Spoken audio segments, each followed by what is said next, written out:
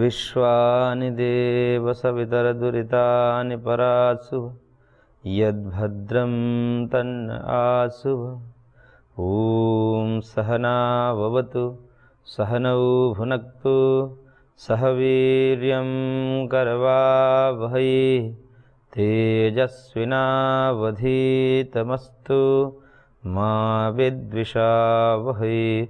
ओम शांति शांति शांति। ओम श्री परमात्मा नमः।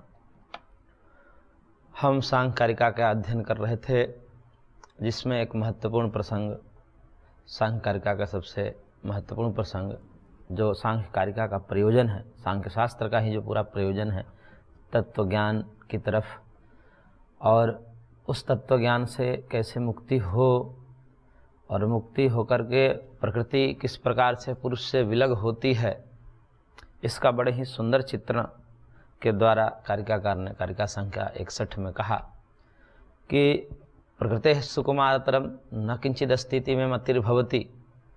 प्रकृति से अधिक सुकुमारतर, शर्मीली और कुछ नहीं है, ऐसा मेरा मानना है। जो कारिकाकार ने कहा कि जो यह समझ कर के कि मैं देखी जा चुकी हूँ, मैं पुरुष के द्वारा देखी जा चुकी हूँ, अर्थात पुरुष मेरे गुण दोष को देख चुका है, ऐसा जान करके पुनर्न दर्शन वैत्य पुरुषस्य, फिर वो दर्शन नहीं देती उसके सामने।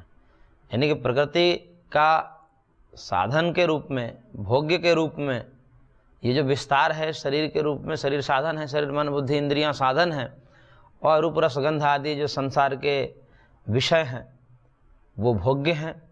तो साधन और भोग्य के रूप में जो विस्तार प्रकृति का है, और उसी के द्वारा वो पुरुष को बांधी हुई है प्रकृति, यही बंधन है।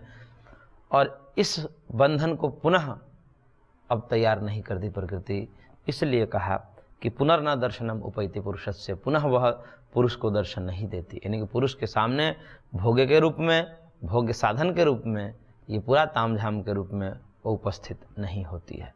यही पुरुष का कैवल्य है, यही मुक्ति है। तो बड़े ही रोचक ढंग से यहाँ पर प्रस्तुत किया कारिकाकार ने। अब आगे जो सिद्धांत है बंधन और मुक्त के, जो वास्तविक सिद्धांत सांख्य के हैं, उसका प्रतिपादन करते हुए कारिकाकार कह रहे हैं कारिका संख्या 62 में, तस्मान्न बध्यते अद्धा न मुच्यते नापि संसरति कश्चित्, संसरति बध्यते मुच्यते च नानाश्रया प्रकृतिः। कह रहे हैं कि तस्मात् अद्धा न बध्यते न मुच्यते नापि कश्चित् संसरति नानाश्रया प्रकृति संसरति बध्यते मुच्यते च। कहने के वास्तव में जो वास्तविक रूप से ये जो पुरुष है, क्योंकि पुरुष के विषय में कहा जाता है कि ये संसरण करता है, इस देह को छोड़ करके दूसरे देह में जाता है, उसको छोड़कर फिर तीसरे देह में जाता है। इस प्रकार पुनरपि जननम पुनरपि मरणम का ये जो संसरण चलता रहता है, वह बराबर जब तक तत्व ज्ञान हो नहीं जाता तब तक वो चलता रहता है। तो आत्मा का एक शरीर को छोड़ना और दूसरे शरीर को प्राप्त करना रूपी जो जन्म मरण है, जिसको प्रेत्य भाव कहा न्यायकार ने, पुनरुत्पत्ति प्रेत्य भाव।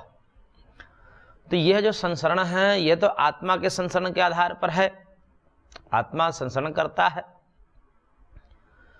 तो उस सिद्धांत को समझाने के लिए वास्तविक सिद्धांत का प्रतिपादन करते हुए कारिकाकार कह रहे हैं कि जो पुरुष है यह न बध्यते न मुच्यते। पुरुष न तो बंधन में आता है और न ही पुरुष मुक्त होता है। अब बात थोड़ी विचित्र सी लगेगी कि न बंधन में है न पुरुष में, लेकिन तो व्यवहार तो किया जाता है, शास्त्र में भी कहा जाता है और लोक व्यवहार में गुरुजनों के द्वारा भी सुना जाता है, बंधन मुक्ति, आत्मा बंधन में है, मुक्त होना है। तो ये जो बंधन और मुक्ति की बात कही जाती है, यह किसकी कही जाती है? तो कह रहे हैं कि यह पुरुष का न बंधन है न पुरुष की मुक्ति है। पुरुष तो नित्य शुद्ध बुद्ध मुक्त स्वरूप वाला है, जो कि सांख्यकार ने कहा कि नित्य शुद्ध बुद्ध मुक्त स्वभाव से तद्योगस्तद्योगाद्यते, कि आत्मा का स्वभाव नित्य शुद्ध, नित्य बुद्ध, नित्य मुक्त। नित्य शब्द लगाने का तात्पर्य है कि ये कभी बंधन में आया फिर कभी मुक्त होगा, ऐसा नहीं है, वह नित्य मुक्त है। तो फिर ये मुक्ति और बंधन किसकी है? जो बात कही जाती है शास्त्रों में, उपदेशों में, तो ये किसका बंधन, किसका मुक्ति? तो कह रहे कि पुरुष की मुक्ति नहीं है, पुरुष का बंधन नहीं है, क्योंकि पुरुष स्वभाव से मुक्त है। तो पुरुष स्वभाव से मुक्त है, जिसकी मुक्ति है या जिसका बंधन है उसी की मुक्ति होगी। तो बंधन जब माना जाए तब तो मुक्ति मानी जाए, क्योंकि मुक्ति बंधन के सापेक्ष है। जो बंधन में आएगा वही मुक्त होगा, लेकिन पुरुष तो सदैव मुक्त है, वो कभी बंधन में आया ही नहीं। यदि बंधन पुरुष का स्वभाव होता तो स्वभाव किसी पुरुष का कभी छूटता नहीं। कोई भी वस्तु है, वस्तु का स्वभाव वस्तु को छोड़ नहीं सकती, और ऐसे ही यदि पुरुष का स्वभाव बंधन माने तो पुरुष कभी मुक्त हो ही नहीं सकता। फिर ये सारे ग्रंथ, ये सारे उपदेश, ये सारे वेद निरर्थक हो जाते जो मुक्ति की बात करते हैं। तमेव विदित्वा ते मृत्युमेति नान्यः पंथा विद्यते नाय इत्यादि जो श्रुति वचन है, ये सारे के सारे व्यर्थ हो जाते, क्योंकि वहाँ मुक्ति की बात कही गई है। तब वहाँ पर प्रश्न, इसका विचार सांख्य में विस्तार से किया गया है प्रारंभ में ही, कि बंधन आखिर किसका माने। बंधन तो है, अनुभव तो एक है, आत्मा अपने आप को सुख दुख का अनुभव कर रहा है, देह शरीर मन बुद्धि के वश में है, विषयों के वश में है, रूप रसगंध आदि विषयों के अधीन है, ये तो स्वीकार किया जाता है, देखा जाता है, अनुभव है। तो आखिर ये किसका स्वभाव है? तो कहा कि यदि पुरुष का स्वभाव माने, जिस प्रकार से अग्नि उष्ण होती है, उष्णता अग्नि का स्वभाव है, वह उष्णता अग्नि को कभी छोड़ नहीं सकती, यदि ऐसा ही बंधत्व जो है वो पुरुष का धर्म होता, तो फिर वह पुरुष कभी मुक्त ही नहीं हो सकता। और जब मुक्त नहीं हो सकता तो ये सारे के सारे शास्त्र, सारे वेद सब निरर्थक, सारा उपदेश निरर्थक हो जाएगा। क्योंकि उपदेश सार्थक चीज़ों का ही किया जाता है, जो सार्थक है, जो संभव है उसी का उपदेश किया जा सकता है, असंभव का उपदेश नहीं किया जा सकता है। यदि असंभव का कोई उपदेश कर रहा है तो उपदेश अनुपदेश के जैसा है, ऐसा सांख्यकार भी कहते हैं।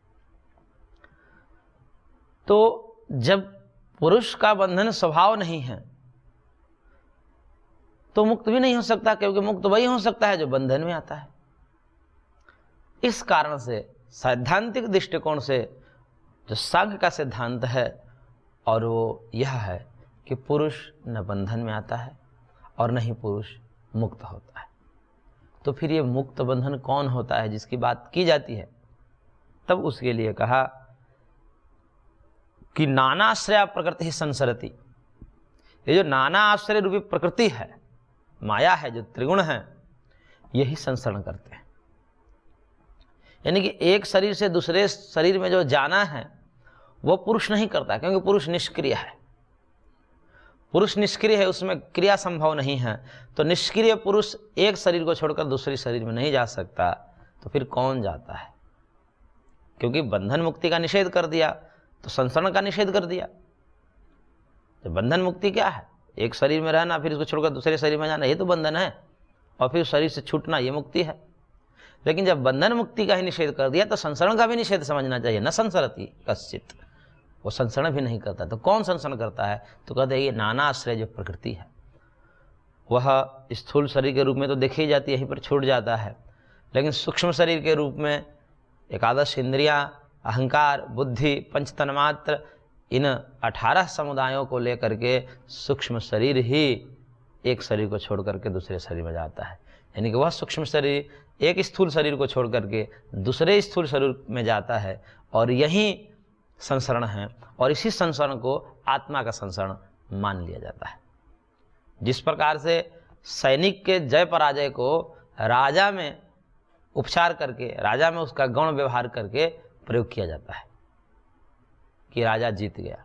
राजा तो अपने महल में बैठा है, घर पर बैठा है, सैनिक लड़ रही है, तो सैनिक जो लड़ रहे हैं, सैनिक में ही हार हो रहा है अथवा जीत हो रही है। कौन जीते? तो सैनिक जीते। कौन हारे? तो सैनिक हारे।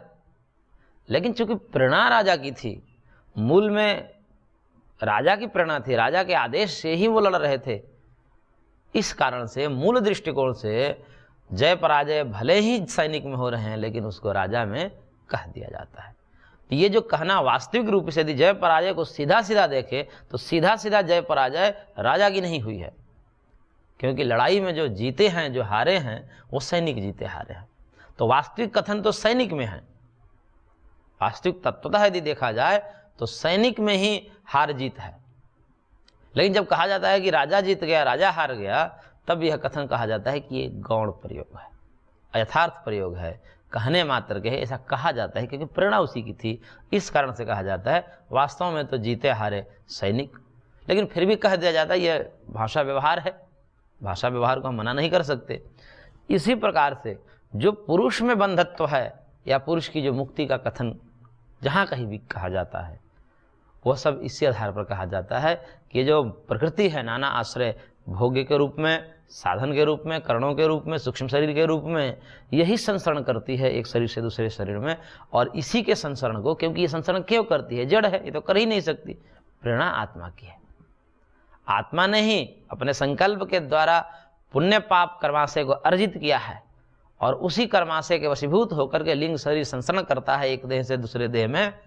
तो मूल दृष्टिकोण से यदि देखा जाए तो कहीं ना कहीं आत्मा की प्रेरणा है, इसलिए आत्मा के प्रेरणा के कारण संसरण करती है मूल प्रकृति, सूक्ष्म शरीर आदि। लेकिन उस संसरण को, उस बंधन को, उस मुक्ति को आत्मा में कथन कर दिया जाता है।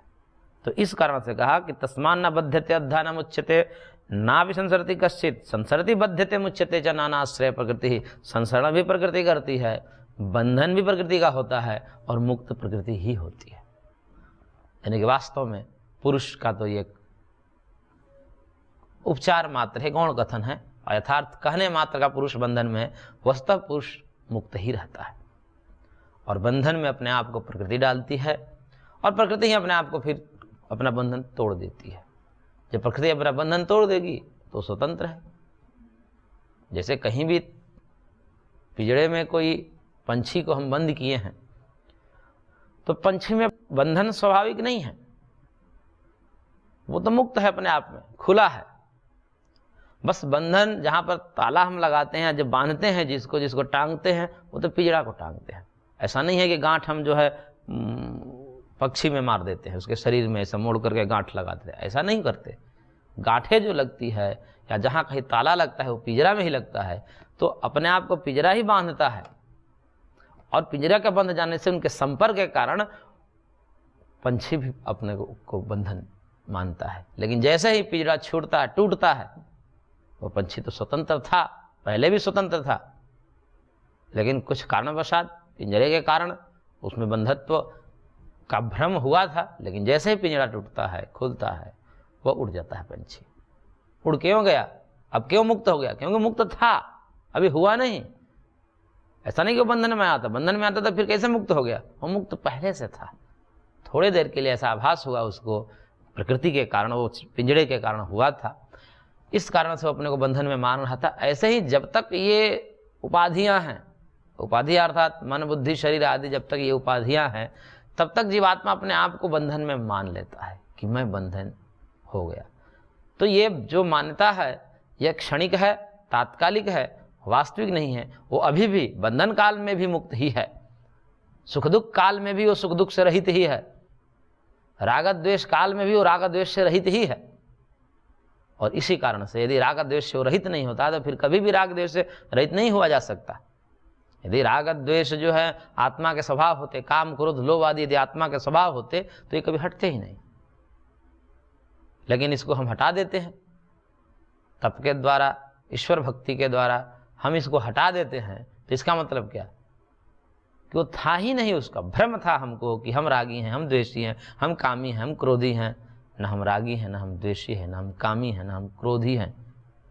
हम नित्य शुद्ध बुद्ध मुक्त हैं, यही वास्तविक स्वरूप है। लेकिन ये मन बुद्धि चित्त आदि का जो पर्दा पड़ गया है आत्मा पर, यही पर्दा जो है उसको भ्रम पैदा कर रहा है कि संभवतः मैं रागी हूँ, द्वेषी हूँ, मोही हूँ, कामी हूँ, क्रोधी हूँ। तो ये सब असत्य है, यथार्थ नहीं है। यथार्थ तो यह है कि ये सब प्रकृति के धर्म हैं, मन बुद्धि आदि के ही धर्म हैं। ये राग द्वेष, ये काम क्रोध, ये किसके धर्म हैं? बुद्धि के धर्म हैं। ये आत्मा को छू नहीं पाते। लेकिन चूंकि संपर्क है, औपाधिक बंधन है, इस कारण से उसको कहना मान लिया जाता है। और मान ले कि मैं तो मुक्त हूँ, मेरे में तो मैं तो कभी रागी था ही नहीं, ये तो मन के विकार थे कभी आए, मैं मन से भिन्न हूँ, मैं कभी राग से युक्त नहीं हो सकता, द्वेष से युक्त नहीं हो सकता। इस प्रकार से वो अपने आप को मान ले तो ये मान्यता ही है। मान्यता से ही बंधन है और मान्यता से ही मुक्ति है। इस संसार मान्यता से ही है। हमने अनादिकाल से ये मान रखा है कि हम शरीर हैं, हम मन हैं, हम बुद्धि हैं। इस प्रकार के मान्यता को ही हम मिथ्या ज्ञान कहते हैं और इसी मिथ्या ज्ञान के कारण संसार होता है, शरीर होता है, बंधन होता है। और मान लेता है। सांख्य यही प्रोसेस है, सांख्य की साधना यही है कि ये माने कि मैं शरीर नहीं हूँ, मैं इंद्रियां नहीं हूँ, मैं मन नहीं हूँ, मैं बुद्धि नहीं हूँ। इस प्रकार की मान्यता को लेकर के इसी का अभ्यास किया जाता है। यही इनकी साधना, यही सांख्य साधना है। और ऐसी मान्यता जब एक निरंतरता के साथ चलती है, दीर्घ काल के साथ चलती है, तो वो अपने आप को तत्वतः देख लेता है, अनुभव कर लेता है कि मैं तो अलग हूँ। तो इस प्रकार से प्रकृति ही अपने आप को बंधन में डालती है, प्रकृति ही अपने आप को मुक्त करती है, नाना आश्रय को लेकर के, नाना तामझाम को लेकर के, शरीर के रूप में, मन बुद्धि इंद्रियां के रूप में, और ये संसार के रूप में, विषयों के रूप में, रूप रसगंध आदि के रूप में। तो तत्व ये है, सिद्धांत ये है कि आत्मा है जो वह न संसरण करता है, न बंधन में आता है, न मुक्त होता है। संसरण करती है प्रकृति नाना आश्रयों में, बंधन में आती है प्रकृति, और मुक्त भी प्रकृति ही होती है। तो इस प्रकार से इस सिद्धांत को और आगे कहते हुए कि भाई किस प्रकार से बंधन और किस, ये जो नाना आश्रय कहा, नाना आश्रय प्रकृति ही, तो ये नाना आश्रय में प्रकृति कैसे अपने आप को बंधन में डालती है और कैसे मुक्त करती है, इसका थोड़ा और विस्तार करते हुए कारिकाकार कह रहे हैं। कारिका संख्या 63 में, रूपैः सप्तभिरेव तु बध्नाति आत्मानमात्मना प्रकृतिः सैव च पुरुषार्थं प्रतिविमोच्यते रूपेण। कहने के प्रकृति सप्तभी एव रूपैः आत्मना आत्मानं बध्नाति। प्रकृति 7 रूपों में, उसके 7 रूप हैं प्रकृति के, अज्ञान, धर्म, अधर्म, वैराग्य, अवैराग्य, अनैश्वर्य और ऐश्वर्य। ये 7 रूप हैं प्रकृति के। इन 7 रूपों से प्रकृति आत्मना आत्मानं बध्नाति, अपने से अपने को बांधती है। यह विचित्र लीला है प्रकृति की। प्रकृति अपने आप से अपने आप को बांधती है 7 रूपों में, और फिर उसका एक 8वां भी रूप है। ये 7 रूपों से तो बंधन है, इन 7 रूप, ये नाना आश्रय जो कहा है वो नाना आश्रय, ये 7 रूप हैं। इन 7 रूपों से अपने आप को बांधती है, और जब बांधती है तो ये जगत हो जाता है, ये शरीर में हम देहधारी हो जाते हैं, चेतन हो जाते हैं। इस प्रकार से बंधन हो जाता है, शरीर संसार चलने लगता है। और जब वही प्रकृति एक ज्ञान रूप से मुक्त कर देती है, सांख्य का सूत्र है, सांख्य सूत्र को ही कारिकाबद्ध किया गया है, रूपै सप्तभी आत्मानि बध्नाति कोशकारवत् विमोच्यते तेकेन रूपेण, कि 7 रूपों से प्रकृति अपने आप को बांधती है, जो अज्ञान, धर्म, अधर्म आदि बताए गए हैं, अपने आप को बांधती है और एक रूप से अपने आप को छोड़ देती है, मुक्त कर देती है, जैसे कोशकारवत्। कोशकार बोलते हैं रेशम के कीड़े को। रेशम का कीड़ा जो होता है अपने आप से अपने आप के ऊपर आवरण डाल देता है, और रेशा फेंकता है और फेंक के अपने आप को बंधन में डाल देता है, और बंधन में डाल करके फिर जो परिपक्व हो जाता है उसको लगता है कि अब तैयार हो गया, परिपक्व हो गया अगले जीवन के लिए, तो वह छिद्र के माध्यम से एक जगह छिद्र करता है, वहां से निकल जाता है और फिर उड़ जाता है। तो इस प्रकार से स्वयं ने उसने अपने आप को बांधा और स्वयं ने ही मुक्ति भी कर लिया। इसी प्रकार प्रकृति स्वयं ही ये नाना आश्रयों के रूप में अपने आप को फैलाती है, बांधती है, और उसके बंधन में जो है, उसके बंधन से किसी में बंधन स्वीकार कर लिया जाता है, पुरुष में बंधन स्वीकार कर लिया जाता है। तो प्रकृति जो धर्म, अधर्म, अज्ञान आदि 7 रूपों में अपने आप को बांधती है, और एक रूप जो ज्ञान है उसका, उस रूप में अपने आप को मुक्त कर लेती है। यानी कि प्रकृति ही बंधन में आती है और प्रकृति ही मुक्त होती है। अब यहाँ पर थोड़ा सा समझने योग्य बात है, हमने पूर्व में भी कहा था इस बात को कि एक ज्ञान रूप से अपने आप को मुक्त करती है, और यह ज्ञान जो धर्म बताया गया वह प्रकृति के धर्म बताया गया, जबकि ज्ञान को तो आत्मा का धर्म माना जाता है। सद्रूप चिद्रूप तो आत्मा होता है, सच्चिद रूप जो है, चिद मतलब ज्ञान, तो सच्चिद रूप तो ये आत्मा का धर्म है, यहाँ प्रकृति का एक ज्ञान रूप कहा गया है। तो यहाँ पर समझना चाहिए कि ज्ञान शब्द जो है वो यहाँ पर वृत्त्यात्मक ज्ञान के रूप में है। बुद्धि में जो वृत्ति बनती है उसको भी ज्ञान कहा जाता है, क्योंकि वह ज्ञान के साधन है, उसी के द्वारा वृत्ति के माध्यम से ही आत्मा को ज्ञान होता है। तो अंतःकरण की जो वृत्ति है उसको ज्ञान शब्द से कहा जाता है, और वो वृत्ति ही यहाँ पर ज्ञान शब्द से कही गई है। वो कौन सी वृत्ति? सामान्य वृत्ति नहीं, ब्रह्माकार अखंडाकार कारित जो वृत्ति है उस वृत्ति को यहाँ पर कहा जाता है। सामान्य वृत्ति से बंधन नहीं टूटेगा, जैसे घटपट आदि की तो वृत्ति बनती हैं, रूप रस गंध आदि की भी तो चित्त में वृत्ति बनती है, तो बंधन है, ये तो भोग है।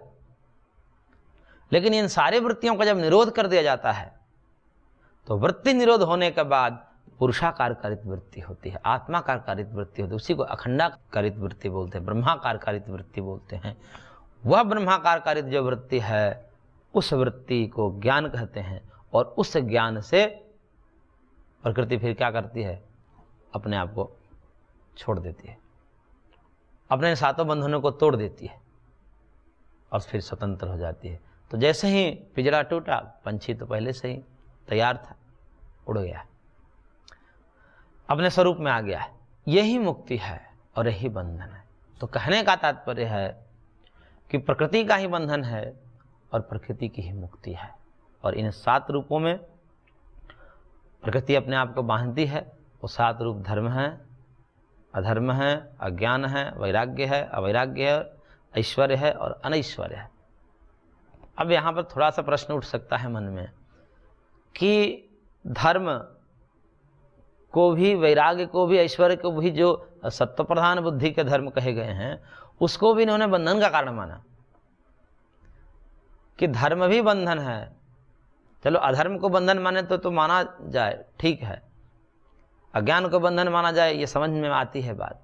लेकिन धर्म को बंधन में कह दिया कि 7 रूपों में बंधन है, यानी कि धर्म भी उसमें शामिल है, वो भी बंधन है, वैराग्य भी उसमें शामिल है, वो भी बंधन है। तो ये बात समझ में नहीं आती है कि धर्म से बंधन कैसे, वैराग्य से बंधन कैसे। तब यहाँ पर कहा जाता है कि देखिए धर्म और वैराग्य का स्वरूप क्या है, ये थोड़ा समझ लेने चाहिए। कि जो स्वार्थ मूलक वेदोक्त हम कर्म करते हैं उसको धर्म कहा जाता है। स्वार्थ मूलक वेदोक्त कर्म, शास्त्रोक्त कर्म, शास्त्र में जो कहा है उसको कर रहे हैं, लेकिन स्वार्थ की भावना से कर रहे हैं कि आगे हमको सुख मिलेगा, आगे हमको अच्छा जन्म मिलेगा, स्वर्ग आदि मिलेंगे।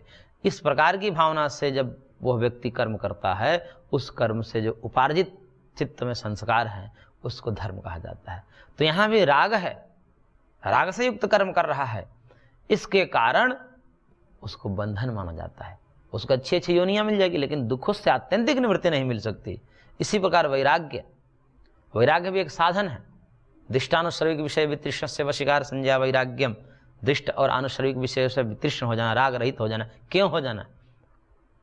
अभी प्राप्त करने के लिए होना, अभी प्राप्त किया नहीं है, प्राप्त कर लिया होता तो ये बात ही नहीं कहता मेरे को इसलिए करना है कि आगे प्राप्त करना, इसलिए छोड़ रहा है। आगे प्राप्त करने की भावना है, लेकिन अभी प्राप्त नहीं किया है। धर्म का आचरण कर रहा है किस लिए?